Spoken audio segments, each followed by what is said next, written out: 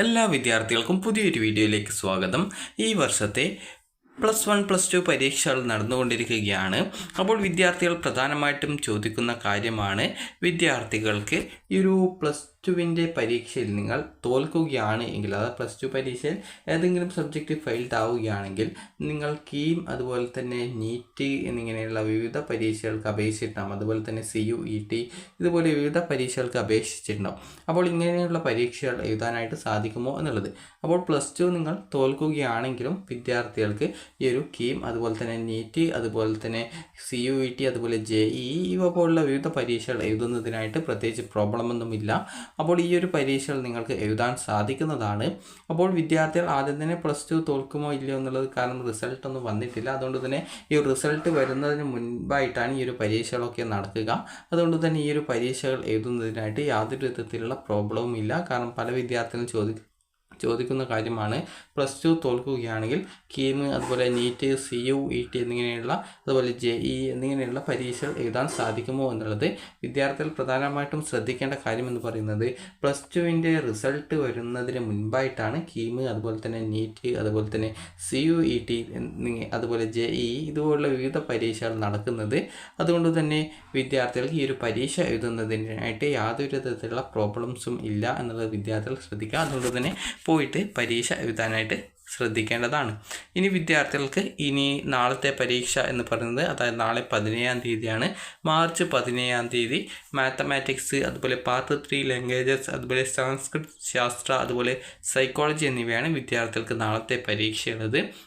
അപ്പോൾ മാത്തമാറ്റിക്സ് വിദ്യാർത്ഥികൾക്ക് 60 വിദ്യാർത്ഥികളുണ്ടാകും. അതുപോലെ തന്നെ 80 മാർക്കുള്ള ആ ഒരു വിദ്യാർത്ഥികളുണ്ടാവും. അപ്പോൾ ഇത് ന്യൂ സിലബസാണ്, ഇത് ഓൾഡ് സിലബസാണ്. അപ്പോൾ വിദ്യാർത്ഥികൾക്ക് 80 മാർക്കിൽ ഉള്ള ആ ഒരു മാത്സ് ആണെങ്കിൽ നിങ്ങൾക്ക് ജയിക്കാനായിട്ട് ഒരു വർഷം 24 മാർക്കാണ്. അതുപോലെ 60 മാർക്കുള്ള മാത്സ് ആണ് അല്ലെങ്കിൽ മറ്റ് സബ്ജക്റ്റുകളോ ആണെങ്കിൽ നിങ്ങൾക്ക് ജയിക്കാനായിട്ട് 18 മാർക്കാണ് ഒരു വർഷം വേണ്ടത്. അതുപോലെ തന്നെ ഈ ഒരു 18 മാർക്ക് നിങ്ങൾക്ക് ഈ ഒരു വർഷം തന്നെ വാങ്ങിക്കണമെന്നുള്ളതല്ല നിർബന്ധം. നിങ്ങൾക്കൊന്നുകിൽ +1ന് ഈ ഒരു 18-ൽ കൂടുതൽ, അതായത് ഒരു 24 മാർക്കൊക്കെ നിങ്ങൾക്ക് കിട്ടിയിട്ടുണ്ടെങ്കിൽ അതിനോടൊപ്പം എത്ര ബാക്കി മാർക്ക് കുറവുണ്ടോ അത് വാങ്ങിച്ചാൽ നിങ്ങൾ പാസ്സാകും. അതുപോലെ കൂടുതൽ മാർക്ക് വാങ്ങിക്കുന്നതിനനുസരിച്ച് നിങ്ങളുടെ മാർക്കിൻ്റെ പെർസെൻറ്റേജ് കൂടുന്നതാണ്. അതുകൊണ്ട് തന്നെ നിങ്ങളെ കൊണ്ട് അറിയാവുന്ന എല്ലാവിധ ക്വസ്റ്റ്യൻസിനും ആൻസർ ചെയ്യാനായിട്ട് പ്രത്യേകം ശ്രദ്ധിക്കുക. അതുപോലെ തന്നെ ആൻസേഴ്സിൽ ആ ഒരു ആൻസറിൽ വേണ്ട കുറച്ച് പോയിൻറ്റ്സ് എങ്കിലും ഉൾപ്പെടുത്താനായിട്ട് പ്രത്യേകം ശ്രദ്ധിക്കുക. കാരണം നിങ്ങൾ ഈ ഒരു ക്വസ്റ്റ്യൻസ് അറ്റൻഡ് ചെയ്തു എന്നുള്ളത് കൊണ്ട് മാർക്ക് കിട്ടില്ല.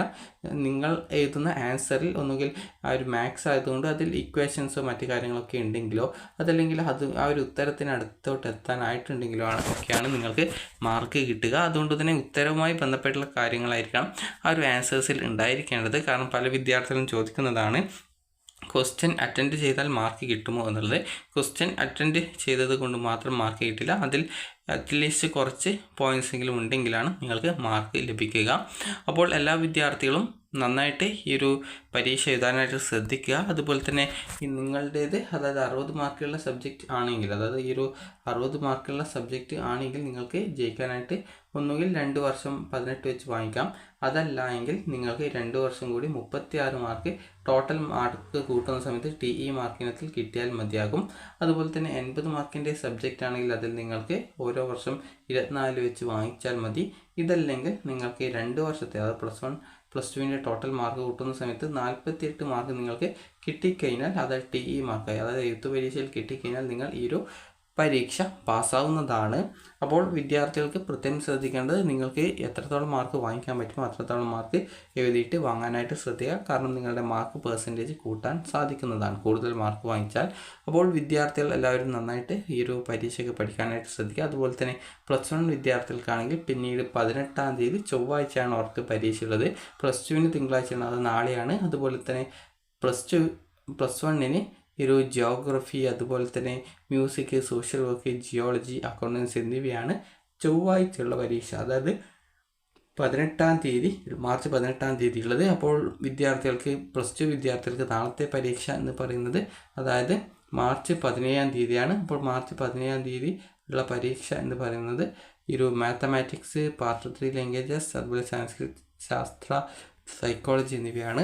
അപ്പോൾ വിദ്യാർത്ഥികൾ നന്നായിട്ട് പഠിച്ച് പരീക്ഷ എഴുതാനായിട്ട് ശ്രദ്ധിക്കുക. അതുപോലെ നിങ്ങളെ കൊണ്ട് പറ്റുന്ന രീതിയിൽ മാക്സിമം മാർക്ക് വാങ്ങിക്കുന്നതിനും പ്രത്യേകം ശ്രദ്ധിക്കേണ്ടതാണ്. കാരണം മാർക്ക് കൂടിക്കഴിഞ്ഞാൽ അത് നിങ്ങൾക്ക് ഒന്നുകിൽ ജയിക്കാൻ അല്ലെങ്കിൽ മാർക്കിൻ്റെ പെർസെൻറ്റേജ് വർദ്ധിപ്പിക്കാനോ സഹായിക്കുന്നതാണ്. അപ്പോൾ നിങ്ങൾക്ക് ഈ ഒരു വീഡിയോ ഉപകാരപ്രദമായിട്ടുണ്ടെങ്കിൽ ലൈക്ക് ചെയ്യുക, ഷെയർ ചെയ്യുക. Thank you for watching.